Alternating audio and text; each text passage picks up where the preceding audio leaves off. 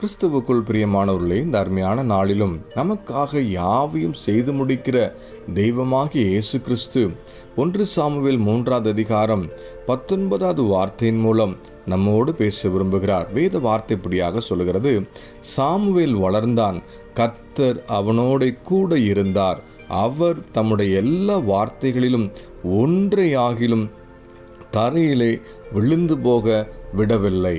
சாமுவேலுக்கு சொன்ன எல்லா வார்த்தைகளையும் தேவன் நிறைவேற்றி முடித்தது போல நம்முடைய வாழ்க்கையிலும் நாம் செபித்த காரியத்தில், வேண்டிக் கொள்ளுகிற காரியத்தில் தேவன் நம்மோடு பேசி அருளின வாக்குத்தத்தங்களையும் வார்த்தைகளையும் நிறைவேற்ற அவர் உண்மையும் கிருபையும் சர்வ வல்லமையுள்ளவர் என்பதை இந்த வேத வார்த்தை உறுதிப்படுத்துகிறது. சாமுவேலுடைய வாழ்க்கையில் தேவன் எல்லா வார்த்தைகளையும் நிறைவேற்றுவதற்கான காரணம் என்ன தெரியுமா?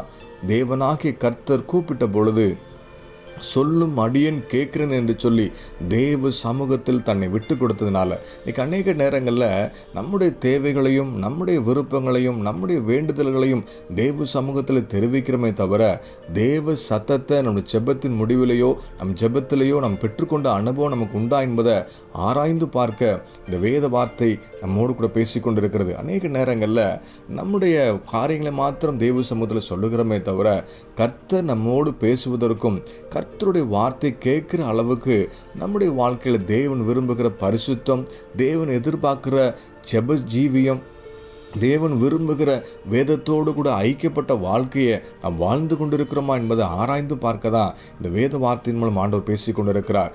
தேவாலயத்துக்குள்ளே போக முடியாத சூழ்நிலையில் இருந்த சாமுவேலுடைய குடும்பத்துக்கு தேவன் கிருபை பாராட்டி சாமுவேலை ஆசாரியனாக உயர்த்தி வைத்து கனப்படுத்தினதுக்கான காரணம் தேவ வசனத்துக்கு கீழ்ப்படிந்து தேவ சத்தத்துக்கு அண்ணால் செவி கொடுத்து ஆண்டவர் பேசுகிற வரைக்கும் காத்திருந்தது போல நாமும் காத்திருக்கிற அனுபவத்தில் இருப்போம். ஏன்னா நமக்காகவும் நம்முடைய குடும்பத்துக்காகவும் தேவன் அருளி செய்த வார்த்தைகளை நிறைவேற்றுவதற்கு அவர் உண்மையும் கிருபையுள்ளவர் என்பதை மறந்து போயிடாதீங்க.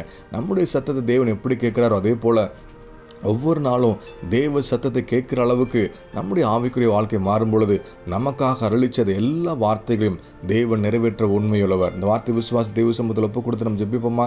நல்ல தகப்பனே, சாமுவேலுக்கு சொன்ன எல்லா வார்த்தைகளையும் நீ நிறைவேற்றி முடித்து அவரை ஆசீர்வதித்து சாட்சியாக நிறுத்தினது போல எங்கள் வாழ்க்கையிலும் தேவன் எங்களோடு பேசுகிற சத்தத்தை கேட்டு அதற்கு கீழ்ப்படிந்து நடக்கிற அளவுக்கு எங்கள் ஜெப ஜீவியத்தை மாற்றுங்காண்டவரே. நீங்கள் சொன்ன ஒவ்வொரு வார்த்தை நிறைவேற்றி முடித்து எங்களை நீங்கள் சாட்சியை நிறுத்த போகிற அன்புக்கு நன்றி செலுத்துகிறோம். இந்த வார்த்தையின்படி வாழ தங்களை அர்ப்பணித்த ஒவ்வொருத்தரையும் அதை கனப்படுத்துங்க, ஆசீர்வதுங்க, சாட்சியை நிறுத்துங்க. ஒவ்வொரு நாளும் கிருபையும் சமாதானம் தாங்கிக் கொள்ளட்டும். இயேசு நாமத்தில் ஜெபிக்கிற நல்ல பிதாவே, ஆமேன்.